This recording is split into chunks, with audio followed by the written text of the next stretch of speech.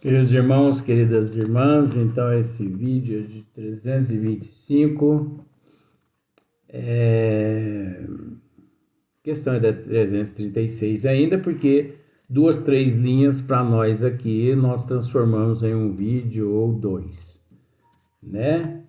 Capítulo 29 dos médios, das sociedades propriamente ditas. Então, vamos dar sequência aqui. Não esqueçamos que o Espiritismo tem inimigos interessados em obstar-lhe a marcha, aos quais seus triunfos causam despeito. Né? Então, nós já esclarecemos isso até aqui. Não sendo os mais perigosos,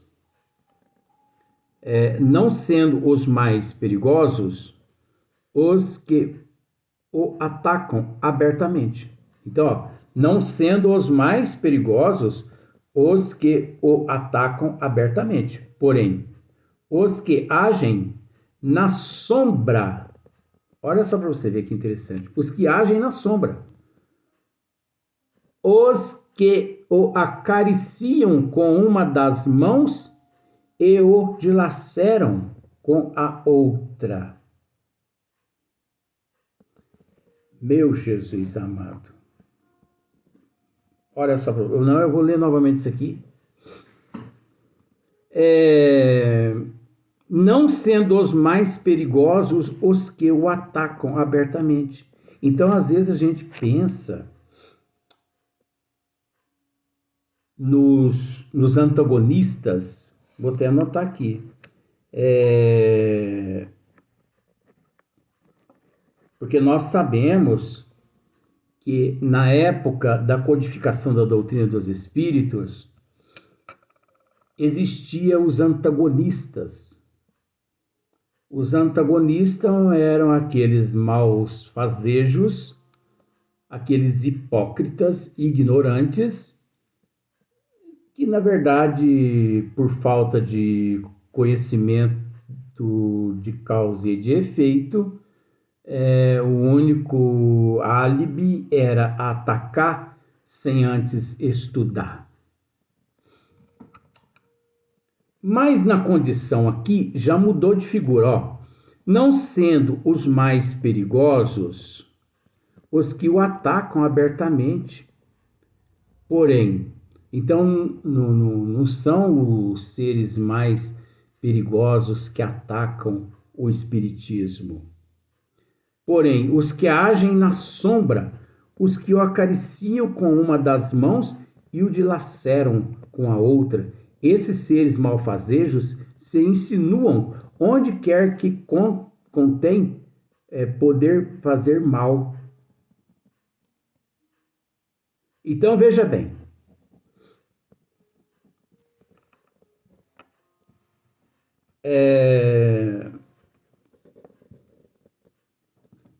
Em alguns vídeos anteriores, nós tivemos a oportunidade de dizer aqui, e na verdade muitas pessoas não têm coragem de dizer isso mesmo. Os espíritas, em 100% dos espíritas, 97% dos espíritas são pseudos. Que são pseudos? Charlatões, mistificadores, anticristo impostores, místicos, exóticos, esotéricos, umbandistas e tudo mais. Aí entra também os buenas dichas, entra também os pais de santo. Falando mal? Não. Isso é um estudo. Acontece que antes da codificação da doutrina dos espíritos e praticamente nos meados da codificação, existiam os hipócritas, os antagonistas. Mas depois sabendo eles que não lograram êxito nas investidas contra o espiritismo, que eles fizeram? Reencarnaram como espíritas, justamente para, de certa forma, prejudicar o espiritismo. Porque se nós pararmos para analisar, 97% do espírita que se diz espírita, em vez de ajudar, ele atrapalha o progresso do espiritismo. Porque o espírita é a escória do lixo. E nós sabemos que a escória do lixo é o churume, que daquela saca preta cai no chão. Aquele caldo preto ali significa escória. Aquele caldo preto ali significa os espíritas. Brasil, coração do mundo, pátria do evangelho. Procure o capítulo Os Negros no Brasil. Veja lá o que nosso Senhor Jesus Cristo diz para Ismael, o guia espiritual do Brasil, guia protetor do Brasil.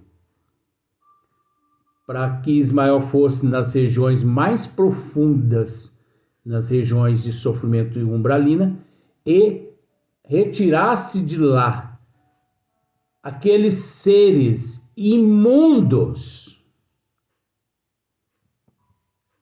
e que desse a eles uma nova oportunidade de reencarnar na condição de espíritas aqui no Brasil. Agora eu pergunto para você, o que o espírita tem feito por merecer, inclusive aqui no Brasil? O espírita, ele tem feito sim um papel de hipócrita, ele tem feito um papel de antagonista, ele tem feito um papel assim de covarde, de omisso. Ele tem mistificado o que não tem que ser mistificado, ele tem trapaceado aquilo que não tem que ser trapaceado, ele tem brincado com o espiritismo, sendo que espiritismo não é coisa que se brinca. Então o espírita anda muito sem responsabilidade. Eu, na condição de espírita há 40 anos, eu tenho o direito de falar, porque essa é a doutrina na qual eu nela milito desde criança. Então eu não sou um João ninguém aí que apareceu do nada e estou falando besteira aqui, não. Eu estou falando da religião a qual há 40 anos eu milito nela. E eu acredito que você ainda não viu na rede social um doido igual eu falando o que eu falo. Por que outros não falam? Porque são covardes. Porque eles vivem interessados no dinheiro do público. A maior parte dos espíritas estão pior do que os evangélicos em matéria de dinheiro. Pior do que os católicos em matéria de dinheiro. Porque os empresários financiam as obras que eles mantêm, eles vivem omissos e abjuram o Cristo, se acovardando ao ponto de não informar a humanidade a respeito dos desígnios das leis de Deus. Quantos milhões de espíritas que não possuem informações nenhuma e que frequentam casas espíritas há muitos anos, mas que nunca ouviram falar, nunca ouviram dizer isso ou aquilo. Quantos oradores espíritas nós temos no Brasil? Temos bastante, não vou citar nome não. Porque toda honra e toda glória é a Jesus e a Deus. Mas o que esses oradores têm dito à humanidade? O que os presidentes de casas espíritas têm feito às ovelhas desgarradas do rebanho do Cristo, confiados a eles? Nada. Isso é uma vergonha.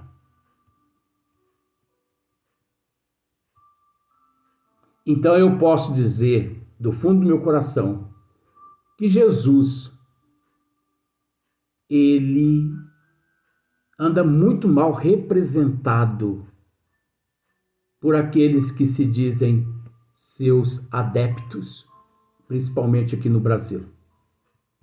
Porque aqui no Brasil é que encontra-se o termo Brasil, coração do mundo, pátria do Evangelho. Mas você acha que o Brasil realmente é o coração do mundo e é a pátria do Evangelho? De forma nenhuma. O Brasil, de fato, é coração do mundo, pátria do Evangelho? Brasil, coração do mundo, pátria do Evangelho? É sim para Chico Xavier, para Divaldo Pereira Franco, Carlos Bacelli, é para Hipólito Leon Denis Rivail, é para Irmã Dulce da Bahia, é para Madre Teresa de Calcutá, para Leon Denis, Gabriel Delan, Camilo Flammarion, Eurípides Barçanufo, o professor, Dr. Bezerra de Menezes, Sheila Meimei, Francisco de Assis, né? Para esses aí, e mais uma meia dúzia, Frederico Peiró, Tilcio Mariano, para mais uma meia dúzia aí, de espíritos, não encarnado, espírito. Não vamos confundir as coisas, não. Para esses, sim, o Brasil é coração do mundo, pátria do Evangelho.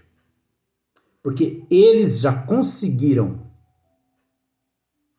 entender o que significa Brasil, coração do mundo, pátria do Evangelho, através do compromisso, da responsabilidade e da missão a qual vieram aqui cumprir. Mas, para o resto, não.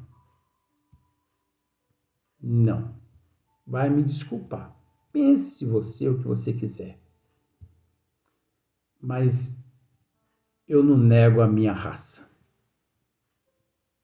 Eu não nego, eu não traio mesmo esses objetivos. E eu vou dizer uma coisa para você. Tão cedo será o Brasil coração do mundo e pátria do Evangelho. Porque não depende do território nacional.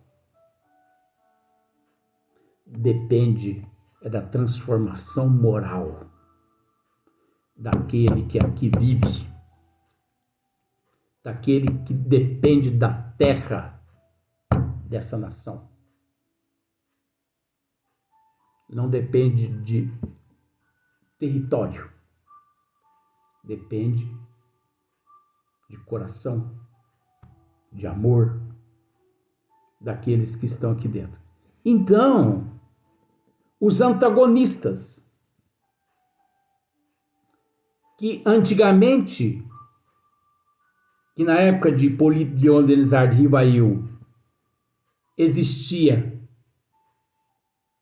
de fora da doutrina, migraram-se para dentro do espiritismo. E hoje são eles os responsáveis pela baderna que nós sabemos que existe instalada na doutrina, no espiritismo, não só no Brasil, mas também no mundo todo. Mas nós temos que entender uma coisa, que o espiritismo não precisa de nós que precisamos dele. Nós não o denegrimos. Ao denegri-lo, nós estaremos denegrindo a nós mesmos. Nós não o ferimos, e sim a nós mesmos.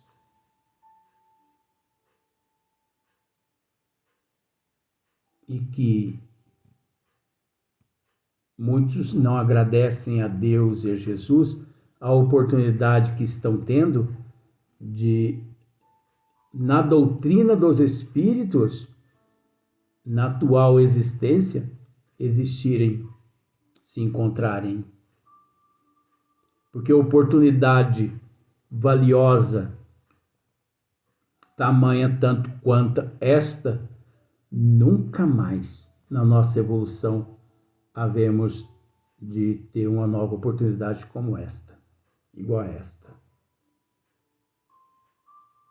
Então, os piores inimigos, os maiores inimigos do espiritismo, encontram-se dentro do espiritismo.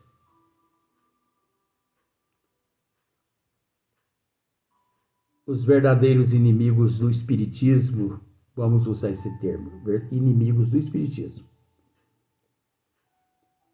não são os antagonistas de hoje, os incrédulos, os ateus, as ateias, não são os católicos, os evangélicos, o budismo, o islamismo, não são esses.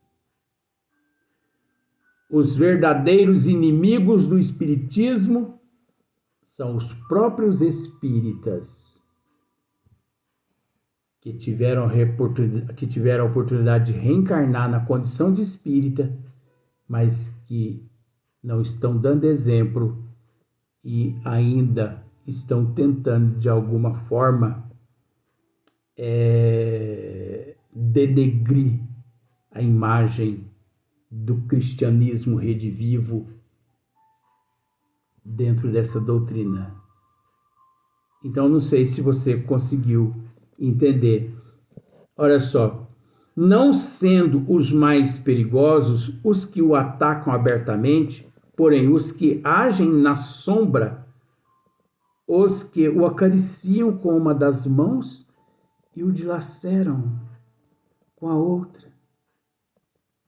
Esses seres malfazejos se insinuam onde quer que contém poder fazer mal. Tá vendo só? Acariciam.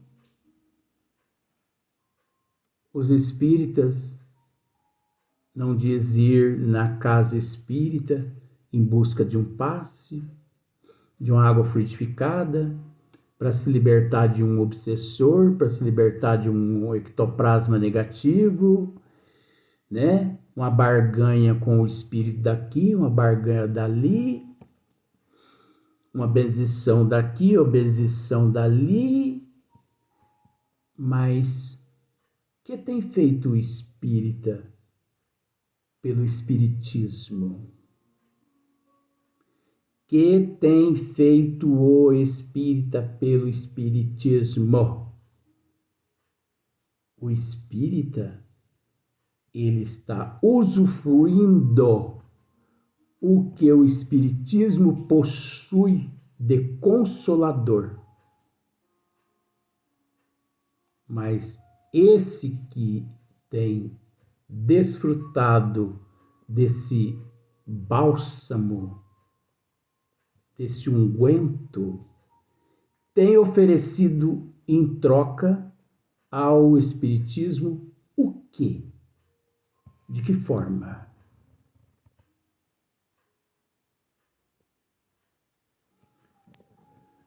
Como sabem que a união é uma força, tratam de a destruir, agitando brandões de discórdia. Quem, desde então, pode afirmar que os que nas reuniões, olha só, quem desde então pode afirmar que os que nas reuniões semeiam a perturbação e a cisânia,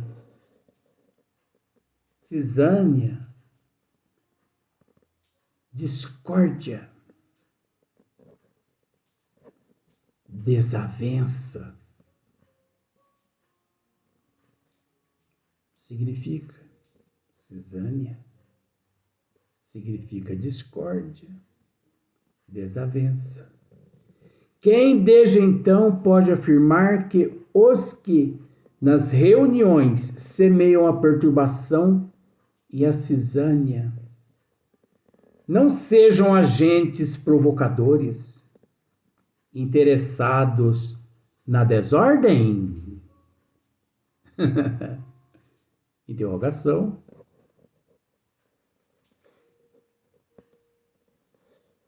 Vamos voltar? Quem, desde então, pode afirmar que os que nas reuniões semeiam a perturbação e a cisânia, discórdia, desavença, não sejam agentes provocadores interessados na desordem? Sem dúvida alguma. Não são espíritas verdadeiros, nem bons, jamais foram o bem e podem fazer muito mal. Ora, compreende-se que infinitamente mais facilidade encontram eles de se insinuarem nas reuniões numerosas do que nos núcleos pequenos onde todos se conhecem, graças a surdos manejos que passam despercebidos. Quantos hipócritas, quantos manipuladores, quantos impostores, quantos antagonistas têm se utilizado das tribunas nas casas espíritas e nos anfiteatros do Brasil e do mundo para propagar a discórdia e a desunião em nome de Deus, de Jesus, em nome do Espiritismo. É o que Allan Kardec está querendo dizer com isso aqui. Espalham a dúvida, a desconfiança e a desafeição sob a aparência de interesse hipócrita pela causa. Tudo criticam, formam com sílabos e corrilhos que rompem a harmonia do conjunto. É o que querem. Em se tratando de gente dessa espécie, apelar para os sentimentos de caridade e fraternidade é falar a surdos voluntários. Surdos voluntários. Por isso que a pobreza de espírito está imensa. Porque parece que quanto mais você fala,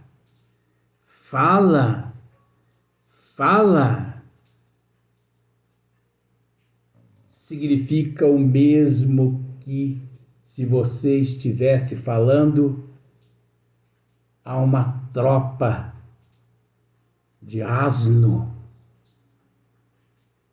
em meio à invernada. Não entra na mente. As pessoas não raciocinam. A cegueira e a pobreza de espírito é lamentável. Vamos ao próximo vídeo. Nós vamos gravar mais um hoje ainda.